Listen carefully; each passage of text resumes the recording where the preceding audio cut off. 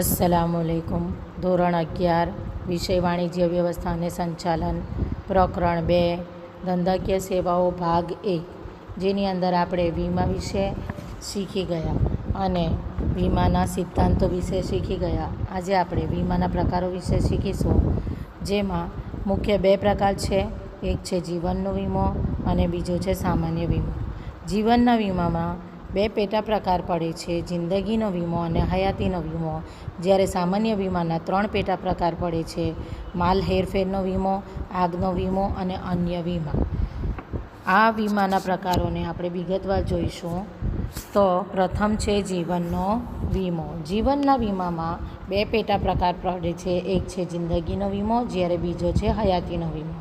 જિંદગીનો વીમો એટલે જે વ્યક્તિનો વીમો ઉતરાવ્યો હોય તે મૃત્યુ પામે ત્યારે તેના વારસદારને વીમા કંપની નક્કી કરેલી રકમ ચૂકવવાનું વચન આપે છે. તેવા કરારને જિંદગીનો વીમો કહેવામાં આવે છે. ફરીવાર, જે વ્યક્તિનો વીમો લીધો હોય તે વ્યક્તિનું મૃત્યુ થાય ત્યારે તેના વારસદારને વીમા કંપની નક્કી કરેલી રકમ ચૂકવવાનું વચન આપે છે. આવા કરારને જિંદગીનો વીમો કહેવાય. એટલે જે વ્યક્તિનો વીમો ઉતરાવ્યો હોય તે મૃત્યુ પામે પછી જ તેની રકમ તેના વારસદારને મળશે. તેની હયાતીમાં તે રકમ તે વ્યક્તિને મળશે નહીં. વીમો ઉતરાવનાર વ્યક્તિ નક્કી કરેલ પ્રીમિયમ નક્કી કરેલા સમયાંતરે અને આજીવન ભરશે. જેટલો સમય તે જીવન જીવશે, જેટલા સમય એની જિંદગી હશે ત્યાં સુધી તે પોતાનું આજીવન નક્કી કરેલું પ્રીમિયમ નક્કી કરેલા સમયાંતરે ભરશે, પરંતુ તેનો લાભ તેને મળશે નહીં. કારણ કે વ્યક્તિ પોતાની પછી પોતાના વારસદારોની ચિંતા કરે છે, એટલે તે પોતાની જીવનકાળ દરમિયાન પ્રીમિયમ ભરશે અને તેના મૃત્યુ પછી નક્કી કરેલી રકમ વીમા કંપની તેના વારસદારને ચૂકવશે.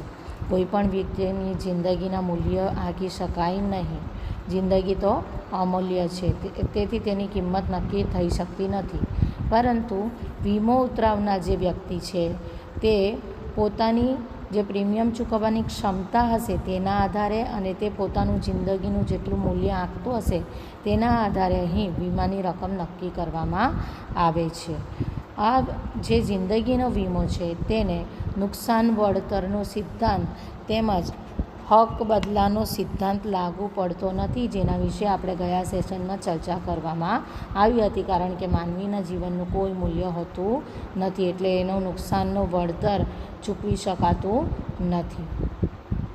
બીજું કે વ્યક્તિના મૃત્યુ સમયે જો કારણ શંકાસ્પદ લાગે તો આ વીમા કંપની પોલિસીની રકમ ચૂકવતી નથી.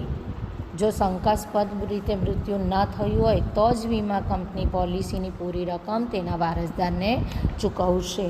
એટલે વ્યક્તિનું મૃત્યુ થાય ત્યારબાદ વીમા કંપની તેના રિપોર્ટ કરાવે છે અને જો શંકાસ્પદ લાગે તો તેને વીમા કંપની તેના જે પોલિસીની રકમ હોય તે વારસદારને ચૂકવતી નથી. શંકાસ્પદ ન હોય તો જ પોલિસીની પૂરેપૂરી રકમ વારસદારને ચૂકવવામાં આવે છે. જીવનના વીમાનો બીજો પ્રકાર છે હયાતીનો વીમો. એટલે વ્યક્તિની હયાતીમાં જો વીમાની મુદત પૂરી થઈ ગઈ હોય તો તેના હાથમાં તે રકમ આવશે, એટલે કે તેને વીમાની પોલિસીની રકમની ચૂકવણી પૂરેપૂરી કરવામાં આવશે. પરંતુ તે પહેલાં જ જો વ્યક્તિનું મૃત્યુ થઈ જાય તો તે વીમાની જેટલી રકમ નક્કી કરેલી હશે તે પૂરી રકમ તેના વારસદારને ચૂકવવામાં આવે. એટલે કે વ્યક્તિએ નક્કી કરેલી મુદત સુધી પ્રીમિયમ ભરવું પડે છે. તે મુદત પૂરી થાય તો તે વ્યક્તિને તેની રકમ મળશે અને મુદત પૂરી થતાં પહેલાં જ જો તે વ્યક્તિનું મૃત્યુ થઈ જાય તો વારસદારને નક્કી કરેલી રકમ વીમા કંપની ચૂકવી આપશે. આ જે વીમોના પ્રકાર છે તે છે હયાતીનો વીમો. વ્યક્તિએ નક્કી કરેલી વીમા મુદત પૂરી થાય ત્યારે તે વ્યક્તિને અથવા નક્કી કરેલી મુદત પૂરી થાય તે પહેલાં જો વ્યક્તિનું મૃત્યુ થાય તો તેના વારસદારને નક્કી કરેલી રકમ વીમા કંપની ચૂકવવાનું વચન આપે તેવા વીમા કરારને હયાતીનો વીમો કહેવામાં આવે છે. આ વચનના બદલામાં અવેજ તરીકે વીમો ઉતરાવનાર વ્યક્તિ નક્કી કરેલા પ્રીમિયમની રકમ જ્યાં સુધી મુદત પૂરી ન થાય ત્યાં સુધી તે નક્કી કરેલા સમયાંતરે નક્કી કરેલી પ્રીમિયમની રકમ ભરશે. આ થયો જીવનનો વીમો, જેના બે પ્રકાર: જિંદગીનો વીમો અને હયાતીનો વીમો. આ વીમા માનવીના જીવન સાથે સંકળાયેલા છે, એટલે એને જીવનના વીમા તરીકે ઓળખવામાં આવે છે. અન્ય જે વીમાનો પ્રકાર છે તે છે સામાન્ય વીમો. સામાન્ય વીમાની અંદર 3 મુખ્ય પ્રકાર પડે છે: માલ હેરફેરનો વીમો, આગનો વીમો અને અન્ય વીમો. તો જોઈએ માલ હેરફેરનો વીમો. આપણે જાણીએ છીએ કે જ્યારે ધંધો કરવામાં આવે તો માલને એક સ્થળેથી બીજા સ્થળે લઈ જવામાં આવે, ત્યારે ઘણીવાર એક સ્થળેથી બીજા સ્થળે માલ લઈ જતી વખતે પૂર્ણ કે આંશિક રીતે નુકસાન થવાનું જોખમ ઊભું થાય છે. આ અંગે 3 પ્રકારના વીમાઓ હોય છે. પહેલું છે દરિયાઈ વીમો, બીજું છે હવાઈ વીમો અને ત્રીજું છે માર્ગ વીમો અથવા રેલવે કે રસ્તાનો વીમો. જોઈએ પહેલો પ્રકાર, દરિયાઈ વીમો. આપણે જાણીએ છીએ કે પ્રાચીન જમાનાથી જ ભારતનો વિદેશ સાથે આંતરરાષ્ટ્રીય વેપાર થતો હતો અને તે થતો હતો દરિયાઈ માર્ગે. દરિયાઈ માર્ગ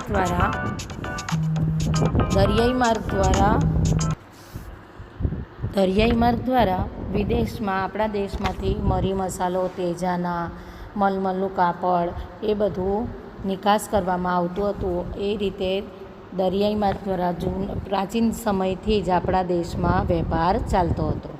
દરિયાઈ માર્ગે માલ મોકલવાનું સસ્તું હોય છે, પરંતુ તેમાં સમય ખૂબ લાંબો જતો રહે છે, વિલંબકારી પ્રક્રિયા છે અને તેની સાથે સાથે જોખમ પણ ખૂબ રહેલું છે, કારણ કે લાંબા સમયગાળા સુધી તે માલ દરિયાઈ માર્ગે વહન થતું હોવાથી તેની અંદર કાટ લાગવો કે તેમાં નુકસાન થવું, ચોરી થઈ જવી, લૂંટફાટ થઈ જવો વગેરે જેવા જોખમો ઊભા થાય છે.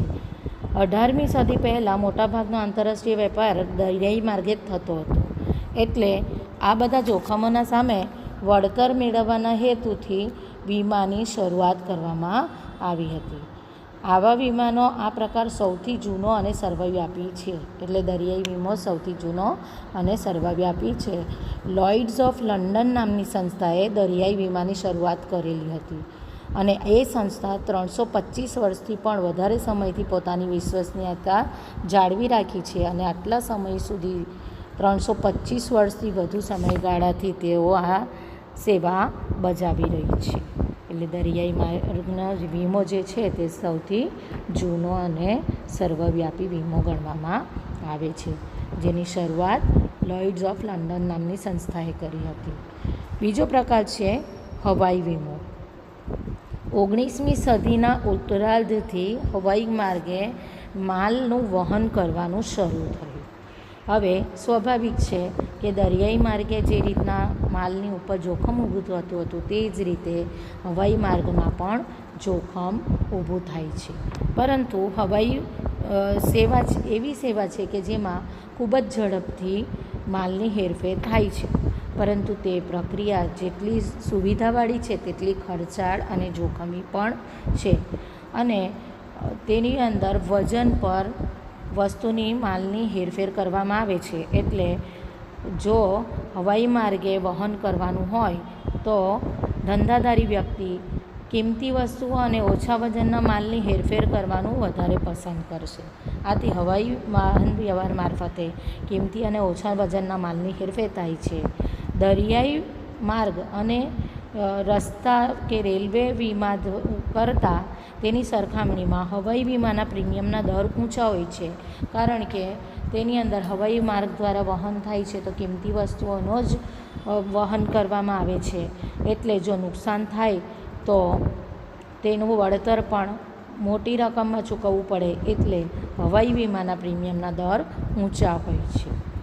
આગળ જોઈએ માર્ગ વીમો અથવા રેલવે કે રસ્તા વીમો. આપણે જાણીએ છીએ કે માલનું પરિવહન કરવું હોય તો દરિયાઈ માર્ગ દ્વારા કરી શકાય કે હવાઈ માર્ગ દ્વારા કે રેલવે કે રસ્તા દ્વારા કરી શકાય. તો માર્ગ વાહન વ્યવહારમાં જમીન માર્ગ અને રેલવે માર્ગનો સમાવેશ થાય છે. જમીન તથા રેલવે માર્ગે માલની હેરફેરમાં પણ ખાસ જોખમો હોય છે, જેમ કે ચોરી, લૂંટફાટ, માલ હેરફેર કરતી વખતે તૂટી જવું, ભાંગી જવું, તેના તત્વો બદલાઈ જવા, એ રીતના ઘણા બધા નુકસાન રહેલા છે, જોખમો રહેલા છે. તો આ જોખમોની સામે વળતર મેળવવા માટે માર્ગ વીમો લેવામાં આવે છે. તો આ થયા માલની હેરફેરના વીમાના પેટા પ્રકાર. સામાન્ય વીમાનો અન્ય પ્રકાર છે આગનો વીમો. જો કોઈ માલ કે મિલકતને ચોક્કસ રીતે લાગેલી આગના પરિણામે પૂર્ણ અથવા અંશતઃ નુકસાન થાય તો આ નુકસાન કે અંશતઃ નાશ જો પામે કે પૂરેપૂરો નાશ પામે તેની સામે નુકસાન વળતર આપવાના વચનના બદલામાં પ્રીમિયમનું અવેજ મેળવવાના કરારને આગનો વીમો કહેવામાં આવે. તેમાં નક્કી કરેલું હોય કે ચોક્કસ માલ કે ચોક્કસ મિલકત જેના માટે વીમો ઉતરાવ્યો હોય તેની માટે આગળથી ચોખવટ કરેલી હોય છે કે આ માલનો વીમો છે કે આ મિલકતનો વીમો છે, અને તેને ચોક્કસ રીતે જો આગ લાગે તો જ આ વીમાનો અવેજ મળશે. તો ચોક્કસ રીતે લાગેલી આગને પરિણામે પૂર્ણ અથવા અંશતઃ રીતે જો માલને કે મિલકતને નુકસાન થાય અથવા તે માલ કે મિલકત પૂરેપૂરી નાશ પામે તો તેની સામે નુકસાન વળતરનો વચન વીમા કંપની આપશે. તેના અવેજમાં તે પ્રીમિયમ મેળવશે અને પ્રીમિયમના અવેજમાં તે કરાર કરશે. તો તેવા વીમાને આગનો વીમો કહેવામાં આવે છે. આગના વીમામાં વીમા યોગ્ય હિતના સિદ્ધાંતનો આગ્રહપૂર્વક અમલ કરવામાં આવે છે.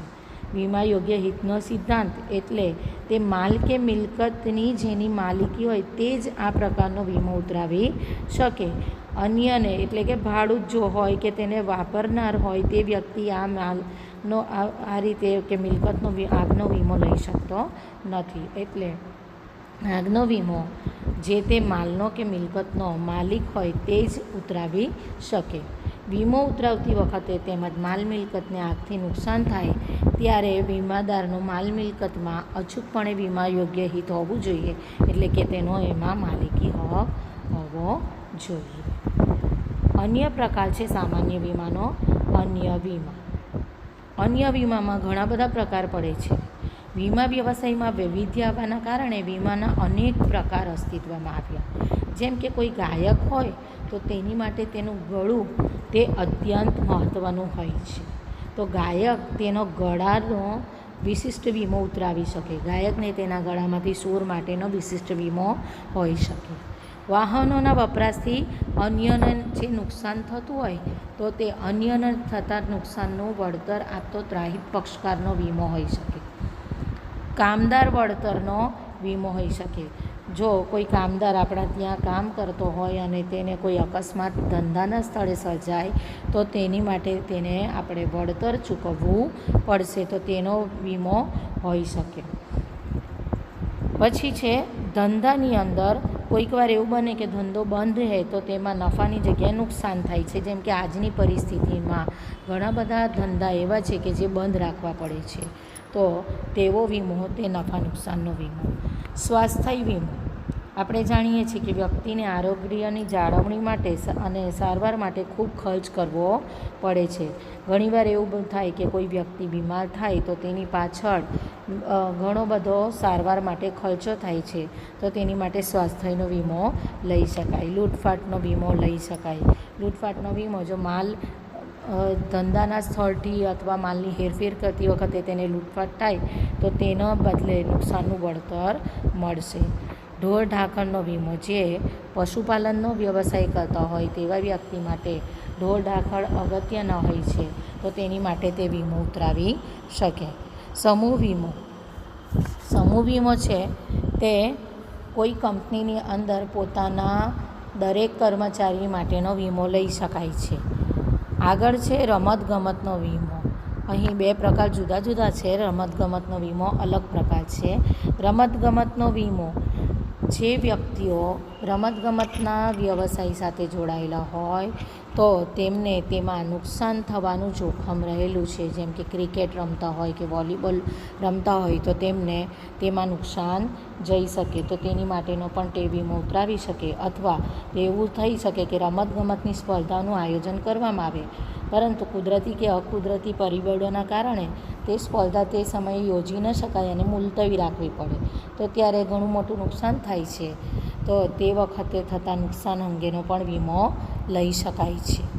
વાહનનો વીમો, જો તમારું વાહન હોય તો તેનું નુકસાન થાય તો તેની સામે વળતર મેળવવા માટે વીમો લઈ શકાય. શાકનો વીમો, ધંધાદારી વ્યક્તિ શાક પર માલનું વેચાણ કરતો હોય તો બની શકે કે જેને શાક પર માલનું વેચાણ કર્યું તે પરત આપણને નાણાં ન આપે અને ગાલખાદ ઊભી થાય તો તે સમયે શાકનો વીમો જો લીધો હોય તો નુકસાનનું વળતર મેળવી શકો છો.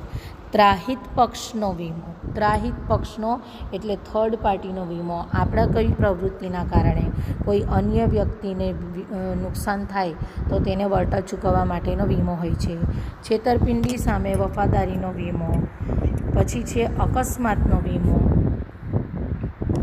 ત્યારબાદ કુદરતી આપત્તિનો વીમો, કામદાર વળતરનો વીમો. આ જુદા જુદા વીમાના પ્રકાર છે. તે તમામને અન્ય વીમામાં સમાવી લેવામાં આવે છે. આગળ જોઈએ વીમાનું ખાનગીકરણ. ભારતમાં વીમાની શરૂઆત ખાનગી ક્ષેત્રથી થઈ હતી. એટલે શરૂઆતમાં ખાનગી કંપનીઓ દ્વારા વીમાની સેવા આપવામાં આવતી હતી. ભારતમાં બ્રિટિશ હુકૂમત હતી તે તો તમે જાણો જ છો.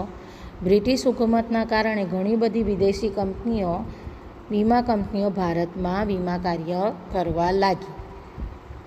આ વીમા કંપનીઓ અયોગ્ય વેપારી રીત રસમો આચરતી હતી અને આવા કારણોના કારણે 19મી જાન્યુઆરી 1956ના રોજ સરકાર દ્વારા વટહુકમ બહાર પાડવામાં આવ્યો અને તેના દ્વારા જીવન વીમાના ધંધાનું રાષ્ટ્રીયકરણ કરવામાં આવ્યું.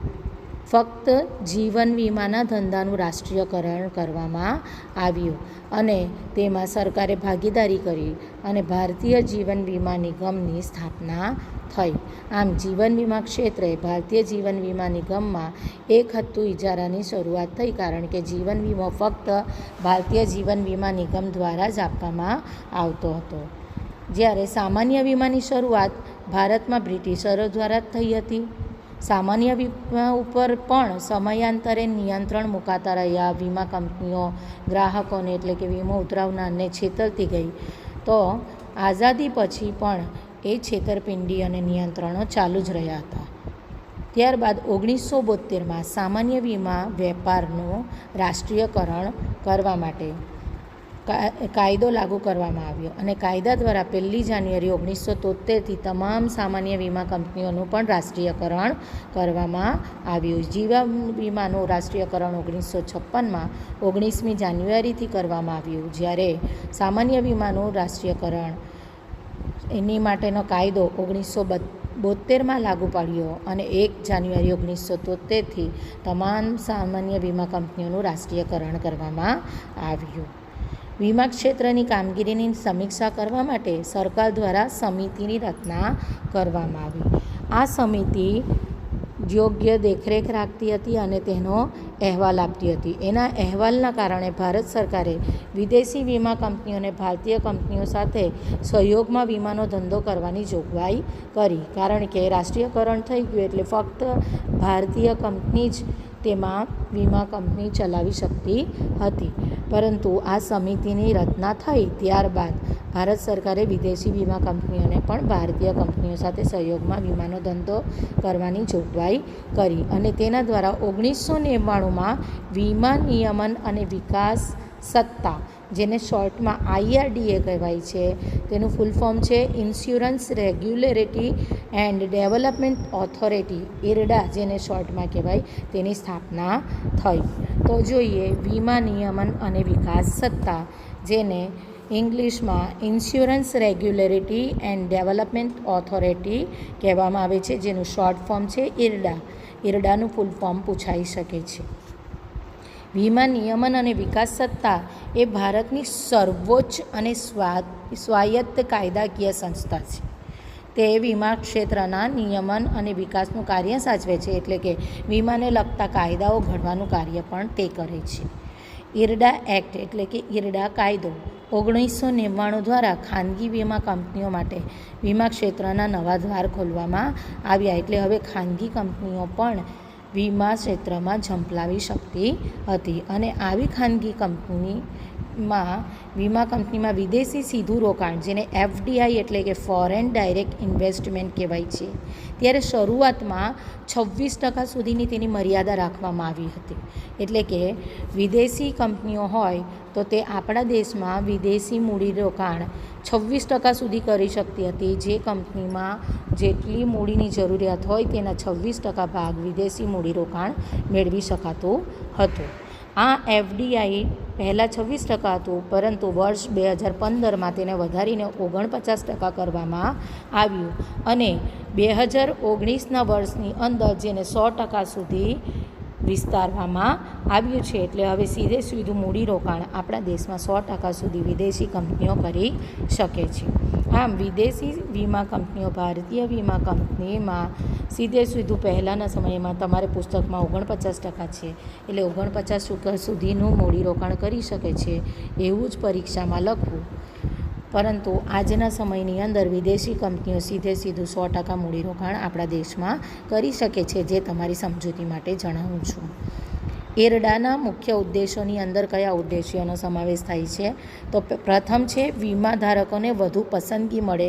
એટલે જુદી જુદી વીમા કંપનીઓમાં જુદા જુદા વિકલ્પો હોઈ શકે, તો તેઓ ઈચ્છે તે વીમા કંપનીની અંદર ઈચ્છે તેવી પોલિસી મેળવી શકે છે.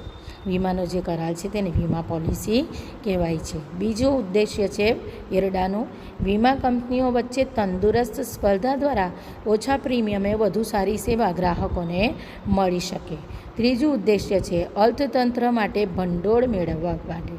કારણ કે વીમા કંપનીઓ જે પ્રીમિયમની રકમ મેળવે છે ગ્રાહકો દ્વારા, તેનું મૂડીરોકાણ તેઓ અન્ય કંપનીઓમાં કરે છે અને તેના દ્વારા અર્થતંત્ર ધબકતું રહે છે.